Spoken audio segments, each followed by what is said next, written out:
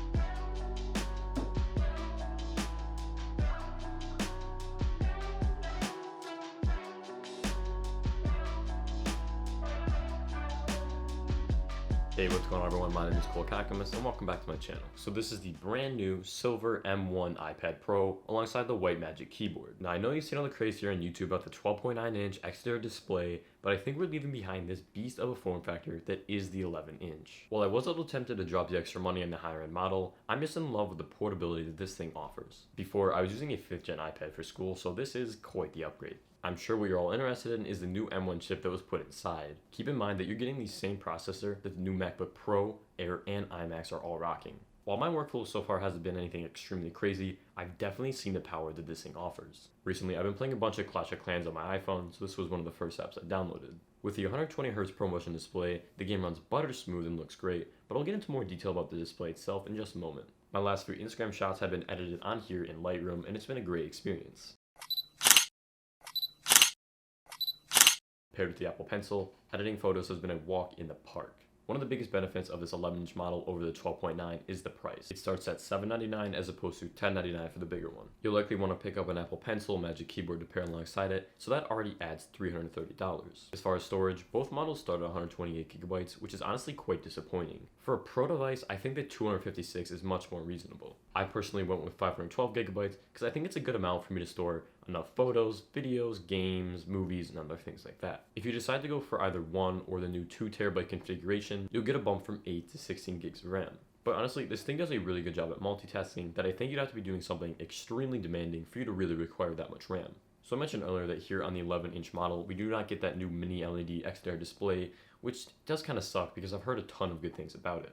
Apple's reasoning for not including it was that in order to fit the new screen, the iPad would have to be heavier and thicker, which would ruin the portability of the 11-inch model. While this is a fair point because the 12.9-inch model did actually get about a half a millimeter thicker, I do expect that in the next year or so, we'll probably see the new 11-inch with the exterior display, and then they'll take another $1,000 of my money. It's still sporting the same liquid retina display as the last model, but honestly, I don't think that's a bad thing. I think the screen is fantastic. 99% of the people who use this iPad will not notice much of a difference day to day. If you're not watching a bunch of HDR content, I don't really think it's a big deal. I was genuinely surprised at how sharp everything looks on this thing. It can go up to 600 nits, which is still pretty bright. While it's not new to the device, the 120Hz ProMotion display is really great. I mentioned that I've been playing Clash of Clans on here, but games that take advantage of the refresh rate look and perform amazing. The design is completely unchanged from last year, but honestly, I think it's really clean and didn't really need to be. Now, talking about the white Magic Keyboard, this thing looks amazing. The magnet on the back gives the iPad a really cool floating effect. The butterfly switches give just the right amount of feedback and are super comfortable to type on. You also have no problem working in the dark with the backlit keys. Using the iPad's ambient sensor, they'll automatically turn on when you're in a dimly lit room. However, in my testing, I was never able to actually manually change the settings. While at first I was a little bit skeptical, the trackpad feels very natural and works well on iPad OS. Functionally, it's exactly the same as last year, just with a new color.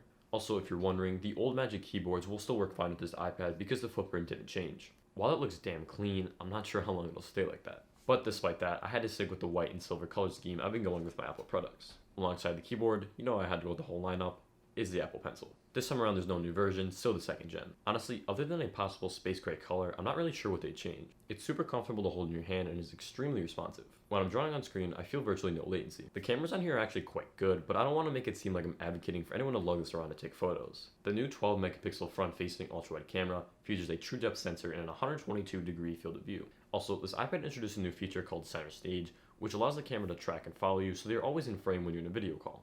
This is honestly a really cool feature that works super well. It does a great job staying in your face, except when you're in a dark room, which is to be expected. Apple still didn't decide to change the awkward position of the camera on the left bezel. I found that I often cover the sensor with my finger when I'm trying to use Face ID. It's a bummer that we didn't at least get the Touch ID sensor built in the power button like is on the Air, but I guess I'll put that on the wish list for the next model. On the back you have a 12 megapixel wide and 10 megapixel ultra wide camera alongside a LiDAR scanner for AR. The new Thunderbolt port is extremely fast, allowing you to transfer files much quicker than you could with the USB-C port from last year. It can also be used to connect to an external monitor if you want to really make this thing into a computer, but you will get those ugly black bars that are worse than by my ultra-wide monitor. You can even connect it to the Pro Display XDR at 6K resolution, but I think that may be a tad bit overkill. Once again, a benefit to the Underdog 11-inch is that it will actually drain batteries slower than the 12.9 due to the display. This is great for students like myself or anyone who needs it to last while on the go. In the box, you get a USB-C cable, along with the familiar fast charging brick that you've seen in the last couple iPhones. Even with all the power contained in this tiny machine, I think it's really restricted by iPadOS. You don't have that same professional software like Final Cut Pro, Premiere Pro, or Xcode. Also, file management on the Files app just isn't great. At the end of the day, it is still kind of a tablet. I do have high hopes that for WWDC 21, which is just a couple weeks away from when I'm recording this, they'll learn some exciting news about iPadOS 15, or I think that's what we're on, but anyways, this is the 11-inch M1 iPad Pro.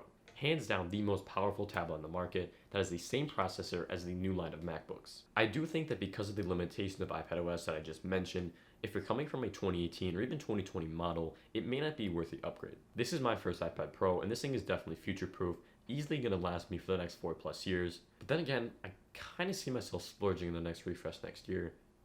So stay tuned to the channel. Let me know down in the comments if you'll be picking up the new M1 iPad Pro for yourself. For those of you who made it to this point of the video, I want to say thank you, I really appreciate it. If you enjoyed and want to see more tech content from me in the very near future, be sure to drop a like and subscribe with bell notifications. Thank you, and take care.